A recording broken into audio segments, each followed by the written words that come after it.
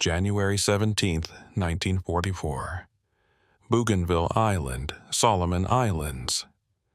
The rain came in sheets so thick a man could drown standing upright. Corporal James Hewitt of the 37th Infantry Division crouched beneath a makeshift shelter of palm fronds and canvas, water streaming off his helmet in rivulets that never seemed to end. The jungle around him hissed and roared with the downpour, every leaf a drum, every root a river. His hands, wrinkled and pale from constant moisture, clutched a rubberized bag no larger than a shoebox.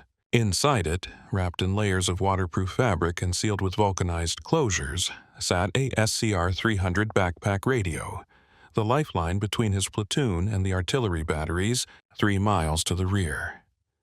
He could hear nothing but rain. The Japanese positions lay somewhere in the darkness beyond the tree line. Silent, invisible, waiting. His squad had been cut off for 16 hours. Without that radio, without the voice that could summon fire from the heavens or coordinate an evacuation, they were ghosts already. Hewitt's fingers worked the clasps of the bag, and when he drew out the radio, it was dry. Impossibly, miraculously dry. The tubes glowed faint orange as he powered it on, and through the static came a voice. Calm, steady, American. He pressed the transmitter and spoke coordinates into the storm. 2 minutes later, the jungle 300 yards ahead erupted in fountains of earth and shattered trees. The radio had worked. In the heart of a tropical deluge that turned foxholes into swimming pools and rendered paper into pulp within seconds, American technology had spoken, and the enemy had answered. With silence. This was not an accident. This was not luck. This was the result of a small, unglamorous invention that would prove as vital to Allied victory in the Pacific as any battleship or bomber. A waterproof bag designed to protect electronic equipment in the most hostile environment on Earth. When the United States entered the Second World War in December 1941, its military planners understood the strategic importance of the Pacific theater with crystalline clarity. The vast oceanic expanse, dotted with thousands of islands shrouded in jungle and encircled by coral reefs, would become the stage for a new kind of warfare. Amphibious assaults, carrier battles, and grinding jungle combat that stretched supply lines across distances that dwarfed the European theater. But there was an enemy in the Pacific more relentless than any Japanese division, more pervasive than any minefield. Water. Not merely the ocean, though that was omnipresent. The Pacific Islands were cauldrons of humidity where the air itself felt liquid, where annual rainfall measured not in inches but in feet, sometimes 10, 15, 20 feet of rain in a single year. Guadalcanal, Bougainville, New Guinea, Peleliu. These were not merely battlegrounds. They were ecosystems designed to corrode, rot, and destroy anything made by human hands.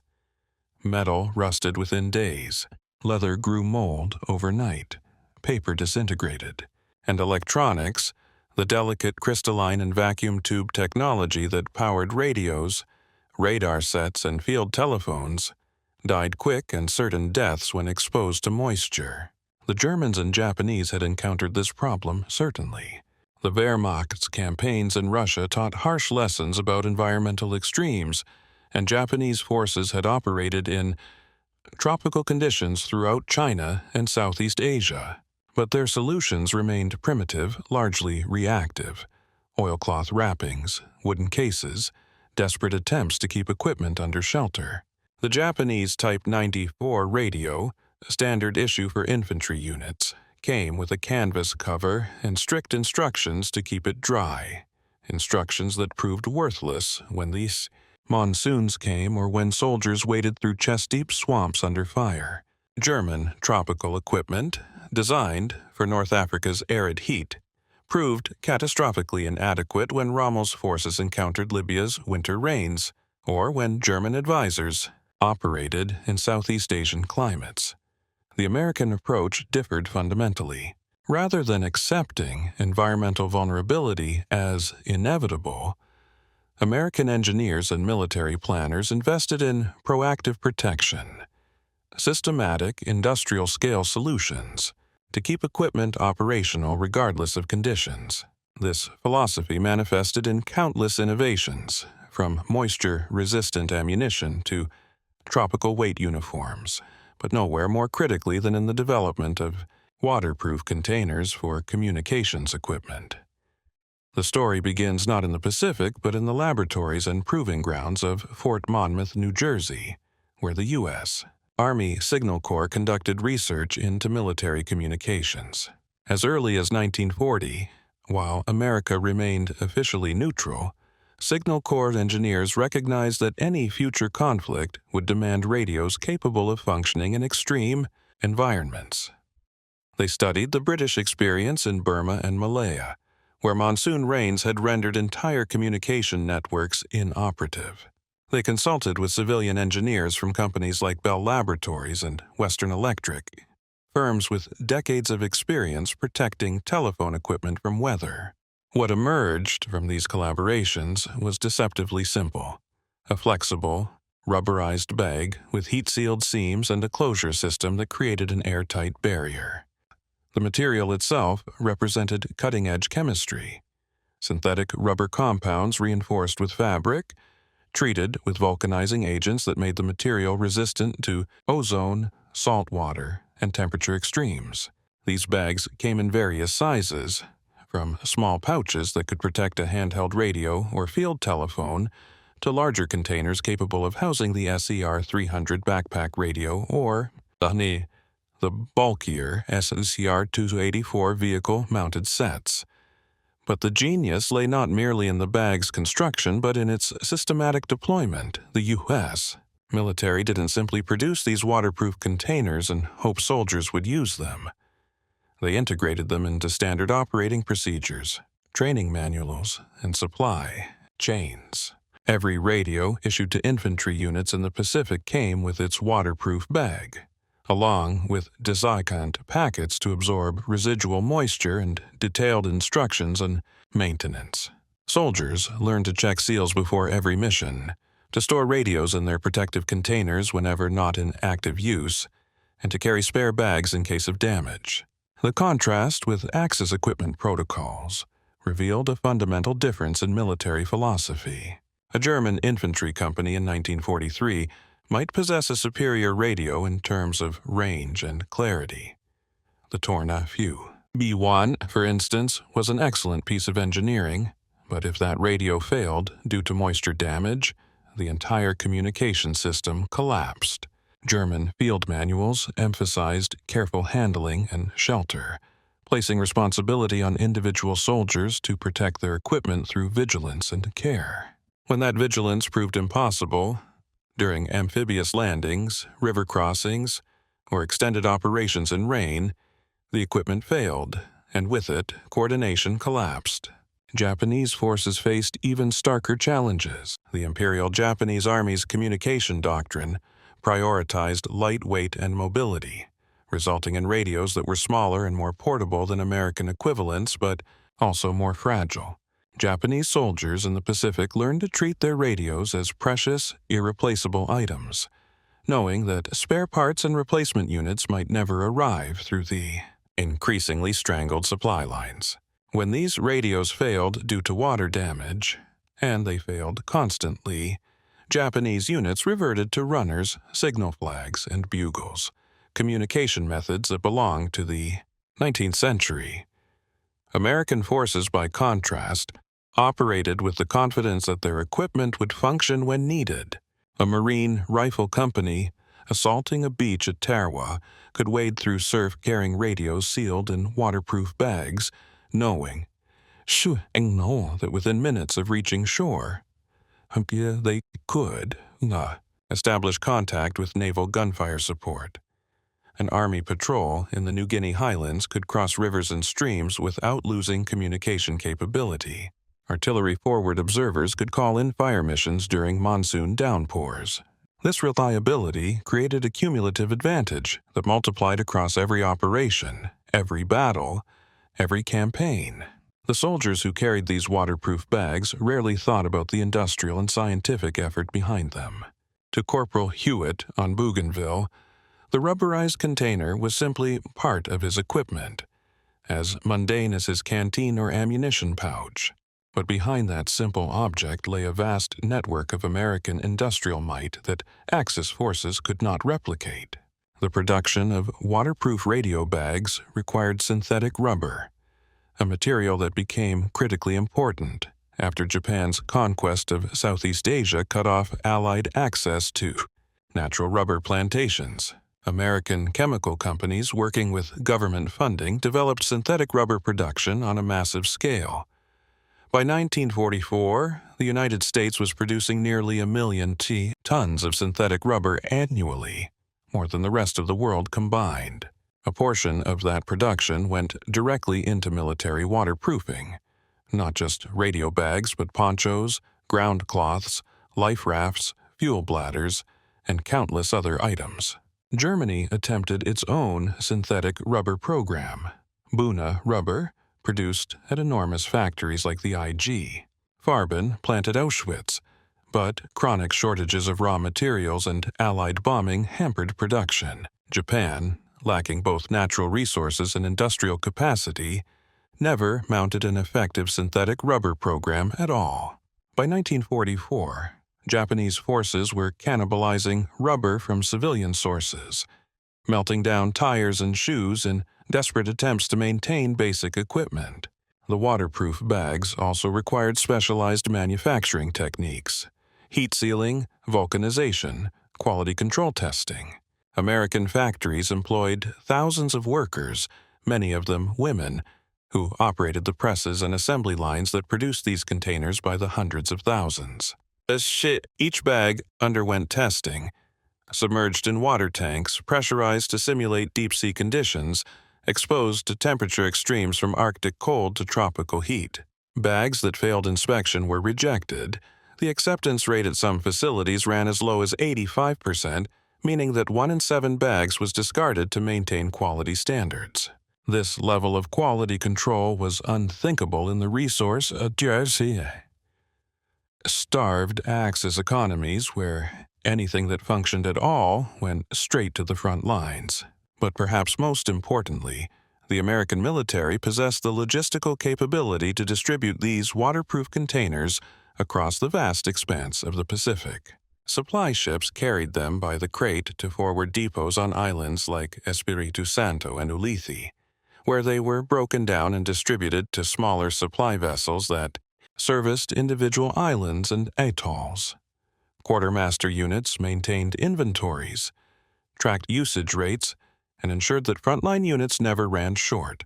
When a Marine battalion landed on Peleliu, their supply train included not only ammunition, rations, and medical supplies, but also waterproof bags, desiccants, and cleaning kits for their radios. This logistical sophistication bewildered Japanese intelligence officers who captured American supply documents. They could not comprehend a military that devoted shipping space and organizational effort to something as seemingly trivial as waterproof bags when their own forces struggled to deliver basic food and ammunition. But this was precisely the point. American forces didn't have to choose between ammunition and equipment protection. They had both, in abundance, delivered with a reliability that transformed combat effectiveness. The Japanese soldier who crouched in a bunker on Bougainville in January 1944, listening to American artillery coordinates being transmitted through the storm, experienced profound cognitive dissonance. He had been told, endlessly, that Japanese spirit and fighting will would overcome American material superiority. He had been taught that Americans were soft, dependent on luxury, and capable of enduring hardship. The propaganda broadcasts from Tokyo spoke of American soldiers who collapsed in the jungle heat, who required ice cream and movies to maintain morale, who would flee at the first taste of determined resistance. But the reality he experienced contradicted every element of this narrative. The Americans who fought through the jungle toward his position were not soft. They were relentless, methodical, supported by a cascade of firepower that seemed limitless, and they were always connected, platoon to company, company to battalion, battalion to division, division to corps. When a Japanese attack overran an American position, within minutes, artillery shells began falling, called in by radios that worked despite the rain, despite the mud, despite everything. The German soldier who encountered American forces after the breakout from Normandy experienced similar dissonance.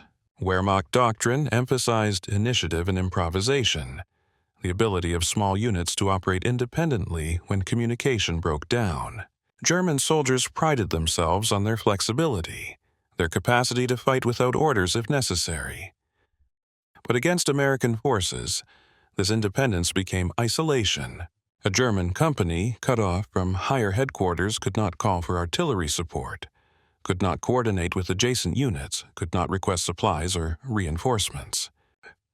American companies in similar situations simply radioed for help and received it, their waterproof protected radios functioning whether they were pinned down in a Norman hedgerow or wading through a flooded Dutch polder. This technological reliability created a psychological weight that bore down on Axis soldiers with accumulating force. Each time an American radio worked when it should have failed, each time coordinates brought down precisely targeted fire, each time a surrounded unit called for and received air support, it reinforced the sense that American power was not merely superior but fundamentally different, industrial, systematic, inevitable. German after-action reports from the Western Front in 1944 and 1945 repeatedly noted American communication superiority. A Wehrmacht division commander, writing after the Battle of the Bulge, observed with bitter clarity, "The Americans possess such abundance of communication equipment and such reliability in its function that they coordinate actions of multiple divisions with greater ease than we coordinate a single regiment. When we disrupt their telephone lines, they switch to radio without pause. When weather grounds their aircraft, they call artillery through the clouds. They are never silent, never isolated. To fight them is to fight a machine that cannot be stopped, only temporarily slowed." Japanese reports carried even deeper undertones of despair. A diary recovered from a Japanese officer killed on Saipan contained this entry: "The enemy speaks to each other constantly, even in the heaviest rain, even under bombardment. They move like a single creature with many eyes and one mind. We fight as individual soldiers, brave and determined, but scattered. Our radios fail. Our runners are killed. We become islands alone while they remain connected. How can spirit overcome this? How can will prevail against such coordination?" The symbolic power of the waterproof bag extended beyond its practical function. To the American soldier, it represented something profound about the nation he served. A society that anticipated problems and solved them, that protected its people even in small ways, that brought industrial might to bear on every challenge, no matter how mundane. The bag said, "You will not be abandoned. You will not be cut off. We have thought of everything." Consider the experience of a soldier like Private Robert Chen, a Chinese-American radio man with the 402nd Regimental Combat Team in Italy. Chen carried an SER 300 through the mountains of the Apennines in late 1944, through cold rains that turned to sleet, through river crossings and night marches. His waterproof bag bore scratches and patches, repaired multiple times, but it never failed its essential purpose. Inside that rubberized container, his radio remained dry, functional, alive. When his unit encountered German positions in the fog-shrouded hills, Chen could call for artillery, could report enemy movements, could request medical evacuation for wounded soldiers. The radio and its protective bag became, for Chen and soldiers like him, a tangible connection to America's industrial democracy, a system that mass-produced solutions to problems that distributed those solutions equitably. that valued the life and effectiveness of every soldier enough to protect his equipment. This stood in stark contrast to the Axis powers, where elite units received the best equipment, while ordinary soldiers made do with inadequate supplies, where officers hoarded resources, where the gap between promise and reality yawned ever wider. German soldiers spoke enviously of American equipment, not merely its abundance, but its democratization. A German infantryman might never see a working radio in his entire combat experience. A Wehrmacht company might share a single damaged set among 4 platoons. But every American rifle squad had a man with a walkie-talkie. Every platoon had a backpack radio, every company had multiple sets, and all of them worked, even in the rain. This contrast illuminated a deeper truth about the societies at war. Nazi Germany organized itself as a hierarchy where resources flowed to the apex, to the SS divisions and panzer elites, while ordinary infantry division scrounged for scraps. Imperial Japan structured itself around concepts of sacrifice and endurance, where soldiers were expected to overcome material deficiencies through spiritual strength. The Soviet Union, America's ally, practiced a brutal calculus, where individual soldier survival mattered less than collective mass. But American military culture, for all its flaws and contradictions, operated on a principle of distributed capability. The goal was not merely to equip elite units, but to elevate the effectiveness of every unit, to make every soldier a capable actor rather than cannon fodder. The waterproof bag embodied this philosophy. It was not a luxury item for special forces, but standard issue for every radio man, in every division, in every theater. The technical specifications of these waterproof containers evolved throughout the war as battlefield experience drove continuous improvement. Early versions, deployed in 1942, used natural rubber composites that became brittle in extreme cold or sticky in extreme heat. By 1943, improved synthetic formulations solved these problems, producing bags that remained flexible from Arctic to tropical conditions. Closure systems evolved from simple roll-top designs to sophisticated zipper and flap combinations that created multiple sealing layers. By 1944, the standard waterproof bag for the SCR 300 radio included a desiccant chamber, a pressure equalization valve to prevent crushing at altitude, and a transparent inspection window that allowed soldiers to check equipment without opening the seal. These incremental improvements reflected a broader American approach to military technology. Rapid iteration based on user feedback, continuous refinement, and the willingness to replace working systems with better ones. The U.S. military tested waterproof bags in conditions that simulated every conceivable Pacific environment, in pressure chambers that replicated submarine depths, in climate chambers that cycled from desert heat to Arctic cold, in wave tanks that simulated rough seas. When weaknesses appeared, engineers redesigned.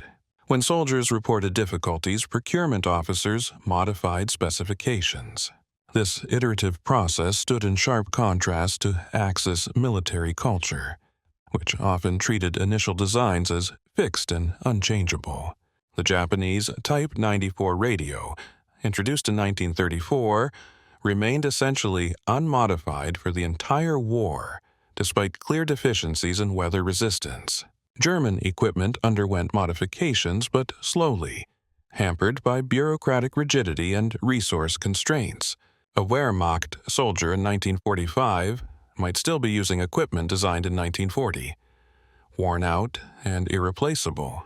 American soldiers in 1945 used equipment that incorporated 4 years of combat lessons, continuously improved, constantly updated. Their waterproof bags bore the scars of iteration, different sealing systems, improved materials, better attachment points. Each change represented feedback from soldiers in the field translated into industrial action, the cycle of experience and improvement that characterized American war production. The statistical impact of reliable communications on combat effectiveness appears in the operational records of Pacific campaigns with startling clarity. During the Guadalcanal campaign in 1942-43, Marine units reported radio failure rates of approximately 15% during wet conditions. High, but manageable through redundancy and backup systems. Japanese forces on the same island reported failure rates exceeding 60%, effectively leaving many units isolated and unable to coordinate. This communication disparity contributed directly to American tactical success in battles like Edson's Ridge and the Matanikau River crossings, where coordinated artillery and air support proved decisive. By the time of the Marianas Campaign in 1944, improved waterproofing and maintenance procedures had reduced American radio failure rates to below 5%, even during severe weather. Japanese failure rates remained catastrophically high. During the Battle of Saipan, American commanders maintained reliable contact with every battalion throughout the campaign, enabling rapid concentration of force and flexible responses to Japanese counterattacks. Japanese commanders, by contrast, lost contact with entire regiments, leading to uncoordinated attacks that were defeated piecemeal. The same pattern repeated across the Pacific. At Peleliu, at Iwo Jima, at Okinawa, American forces maintained communication superiority through weather, terrain, and combat damage. Japanese forces fragmented into isolated groups that fought bravely but ineffectively, unable to coordinate, unable to call for support that increasingly didn't exist anyway. Artillery effectiveness provides particularly stark evidence. American forward observers, protected by waterproof radio bags, could call for fire missions with precision and confidence. Records from the Bougainville campaign show that American artillery units responded to radio fire missions within an average of 3 minutes, delivering accurate fire on Sakonsia. Coordinates transmitted through storms and jungle. Japanese artillery, hampered by communication failures, responded slowly and inaccurately when it could respond at all. The result was asymmetric firepower that magnified American advantages and accelerated Japanese defeat. Naval gunfire support depended entirely on reliable ship-to-shore communication. During amphibious assaults, Navy liaison officers with Marine battalions called in 16-inch shells from battleships miles offshore, adjusting fire through radio links that functioned despite surf, smoke, and chaos. This capability turned naval vessels into mobile artillery batteries under the control of soldiers on the beach, a force multiplication that Japanese defenders simply could not counter. The psychological dimension of communication reliability extended beyond tactical coordination. For soldiers isolated in the jungle or pinned down under fire, the knowledge that they could call for help provided enormous comfort. The radio became a lifeline, a voice that connected the foxhole to the world, the individual to the collective. The waterproof bag that protected that radio became symbolically a protector of hope itself. Letters home from American soldiers in the Pacific frequently mentioned radios with an almost totemic reverence. A Marine writing from Guadalcanal. The rain comes down like at a waterfall. Everything gets soaked. But our radio still works. As long as we have that, we're okay. We can talk to the ships, to the planes, to our guys on other parts of the island. We're never really alone out here. Contrast this with the experiences of Japanese soldiers, documented in captured diaries and post-war interviews. A private stationed on Bougainville wrote, "7th day of rain. The radio will not function. We have not heard from battalion for 2 weeks. Are we forgotten? Are there other Japanese still fighting? We hear American voices in the distance calling to each other, coordinating. They are never silent. We are silent always." This silence became a defining characteristic of Japanese military experience in the Pacific. The silence of broken communications, of isolation, of units disappearing into the jungle never to be heard from again. Japanese commanders planned operations knowing that once units moved beyond visual contact, they might never be reached again. This forced a rigidity of planning that could not adapt to changing circumstances, a brittleness that shattered against American flexibility. German forces on the Eastern Front experienced similar patterns. Soviet communication capabilities remained inferior to American standards, but improved steadily through the war, aided by American Lend-Lease radios and by captured German equipment. By 1944, Red Army units coordinated multi-army offensives with efficiency that would have been impossible in 1941. German forces, starved of resources and replacement equipment, saw their communication capabilities deteriorate. Experienced German signal troops were killed and not replaced. Equipment wore out and was not repaired. By 1945, Wehrmacht units often communicated through motorcycle couriers and field telephone lines that Soviet artillery deliberately targeted. The cumulative effect was strategic. Armies that could not communicate reliably could not coordinate complex operations. They could not concentrate force rapidly. They could not respond flexibly to enemy movements. They became predictable, rigid, vulnerable. Communication superiority translated directly into operational superiority, and waterproof bags, unglamorous and overlooked, formed a crucial component of that advantage. The industrial story behind the waterproof bag connects to broader narratives of American war production that still resonate in historical memory. The factories that produced these bags also produced life rafts, pontoon bridges, fuel containers, medical supplies, thousands of items that collectively sustained Americans' military power. The workers who assembled them, who tested them, who packed them for shipment, were predominantly women and minorities, groups often excluded from traditional military glory but essential to military success. A woman working in a waterproofing plant in Ohio in 1944 might never have understood the full impact of her labor. She pressed seams, checked seals, packaged bags for shipment overseas. Her work was repetitive, often tedious, occasionally dangerous. The chemical treatments used in waterproofing could cause skin irritation and respiratory problems.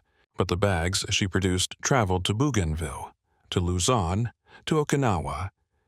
They protected radios that called in artillery strikes that saved American lives and shortened the war. Her contribution was invisible but essential, unglamorous but meaningful. This democratization of industrial effort mirrored the democratization of military capability that the bags themselves enabled. Just as every soldier received protective equipment regardless of rank or unit prestige, every worker contributed to victory regardless of gender or background. The war effort became genuinely collective in ways that Axis societies built on hierarchy and exclusion could never achieve. Japanese war production relied heavily on forced labor. Korean conscripts, Chinese prisoners, Allied POWs. German war production in the later years depended increasingly on slave labor from concentration camps. These workers, brutalized and starving, produced equipment that was often sabotaged or shoddily made. Waterproof bags produced in American factories by reasonably paid workers who believed in their cause functioned reliably. Containers produced by slaves in the basement of IG. Farben's Buna plant failed constantly, if they were produced at all. The moral dimension of production mattered. Quality came from commitment, from workers who understood that their labor protected soldiers, that each bag might save lives. Axis production, built on coercion, could not match this standard. As the war progressed and Allied victory became inevitable, the accumulated advantages of American material superiority, of which waterproof radio protection was a small but significant part, became overwhelming. Yazi, Japanese soldiers on bypassed islands, isolated and starving, maintained radio silence not by choice but by necessity. Their radios had failed months before, batteries dead, moisture-damaged circuitry corroded beyond repair. German soldiers retreating through Poland in early 1945 communicated through messengers on bicycle. Their radio networks collapsed, their signal units decimated. American forces, by contrast, maintained communication superiority until the final moment of the war. When B-29s dropped atomic bombs on Hiroshima and Nagasaki, they communicated with their bases through radios that functioned flawlessly despite altitude, despite the electronic pulse of the explosions, despite everything. When the Japanese surrender was broadcast on August 15, 1945, American soldiers across the Pacific heard it simultaneously on their radios. Soldiers in Manila, in Okinawa, in Tokyo Bay. They were connected and formed part of a network that spanned the Pacific. For the soldiers who had carried those waterproof protected radios through jungles and across beaches, through storms and firefights, the moment carried particular resonance. The bag that had kept their radio dry had kept them alive, had kept them connected, had made possible the coordination and firepower that brought victory. In that sense, the simple rubberized container had fulfilled its purpose beyond any engineer's specification. It had protected not merely equipment, but men. Not merely communication, but hope. In the decades after the war, military historians analyzing Allied victory identified numerous factors: industrial production, technological innovation, strategic bombing, code breaking, leadership, logistics. The waterproof radio bag appears in few of these analyses, too small and mundane to warrant attention.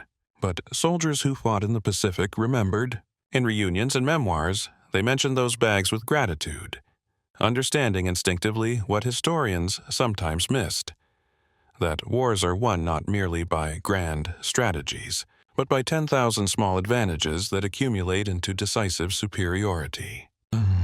The bag represented American pragmatism, the willingness to solve unglamorous problems with systematic effort.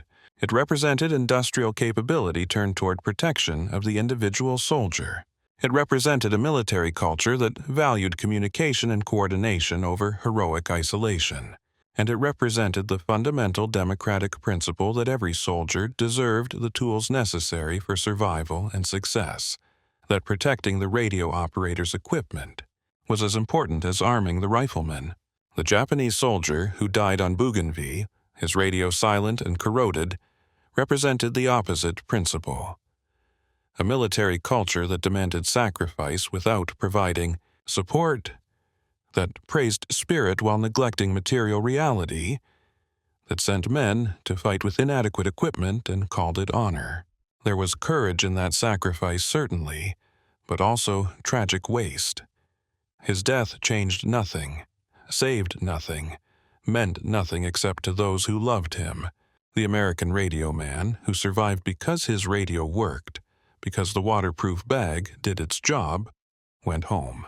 He lived a full life, raised children, contributed to the society that had protected him.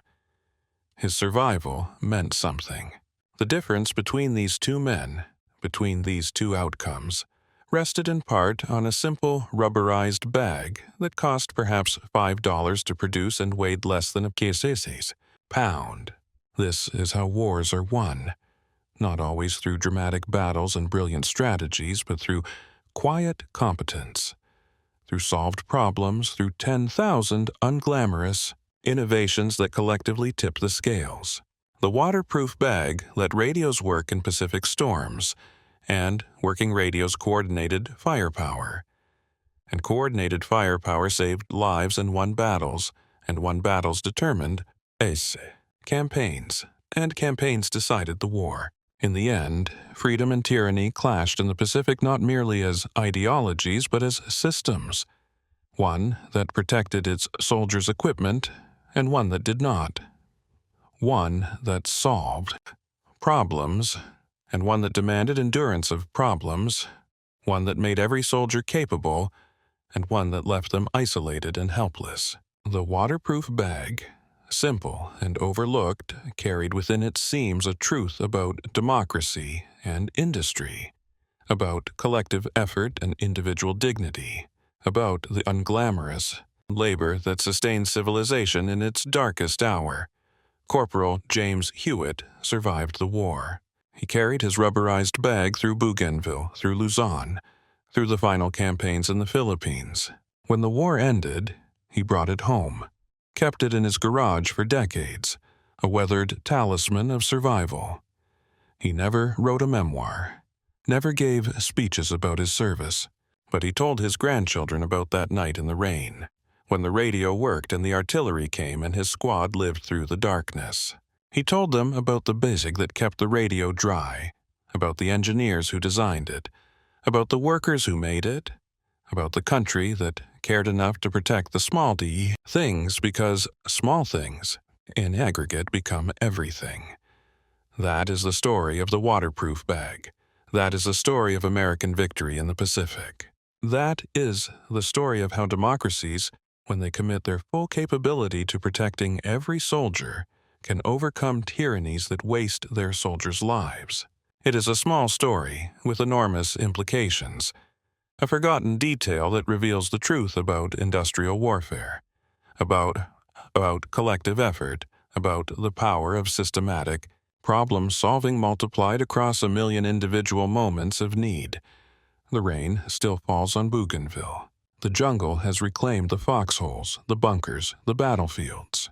But somewhere in that growth, corroded and forgotten, lie the remains of radios that failed, Japanese, German, relics of armies that did not protect their equipment and therefore did not protect their soldiers. And perhaps, preserved in the mud, there remains a rubberized bag, its seams still sealed, still performing its function decades after the war ended, still keeping water out, still protecting the dry space within. A small miracle, an unglamorous triumph, a symbol of everything that made victory possible.